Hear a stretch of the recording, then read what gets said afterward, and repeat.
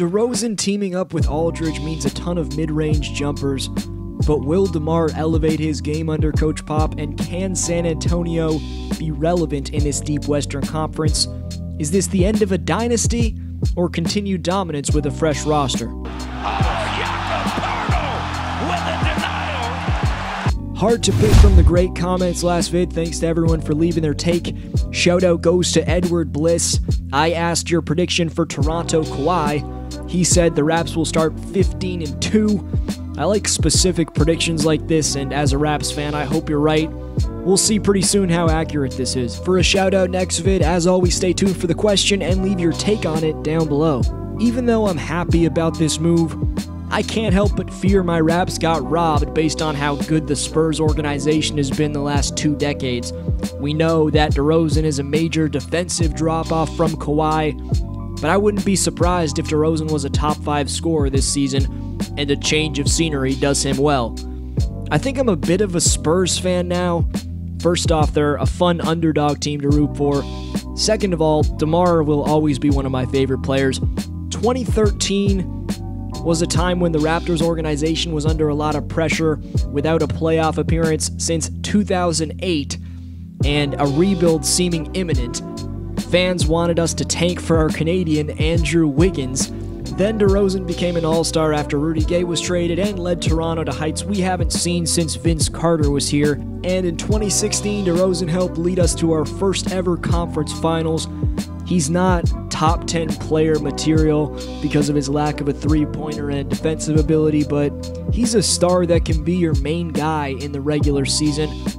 And in San Antonio, DeRozan will be a man on a mission. He had every right to be angry about this move, but he thanked Toronto today on Instagram. Hopefully he makes a Spurs post soon and he moves on to try and prove Toronto wrong. I have little doubt that'll happen. So how does DeRozan fit with the Spurs roster? Can he keep them relevant in a conference with every top player in the league almost? I'm a believer in this Spurs roster. First off, young, long point guard DeJounte Murray could have a breakout year. Then there's a flurry of guys with offensive potential in Derek White, Bryn Forbes, Davis Bertans, Brandon Paul, and recently drafted Lonnie Walker. I expect at least 1 or 2 of those guys to make a name for themselves this year.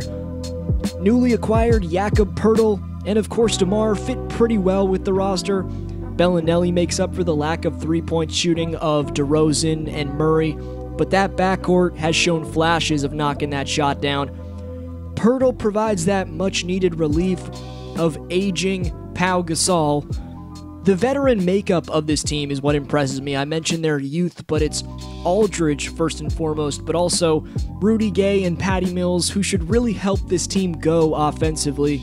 There's been talk of DeRozan potentially improving his game under legendary Coach Pop, and I think he'll fit well into the offensive system, but more so the overall culture of the Spurs is what I think he'll benefit from. Manu Ginobili is the only Spur I haven't mentioned today, but his impact on DeRozan should be fun to see. Should be able to pick up a move or 2 from him. DeMar's Euro step is something I'm excited to see next year. My prediction for the Spurs: the regular season should be smooth. They'll win a round. If they can avoid Houston or Golden State, they'll win 2 rounds. But they just aren't in the conversation with those 2 teams. Golden State is an all-star team, and Houston was 1 game away from beating them.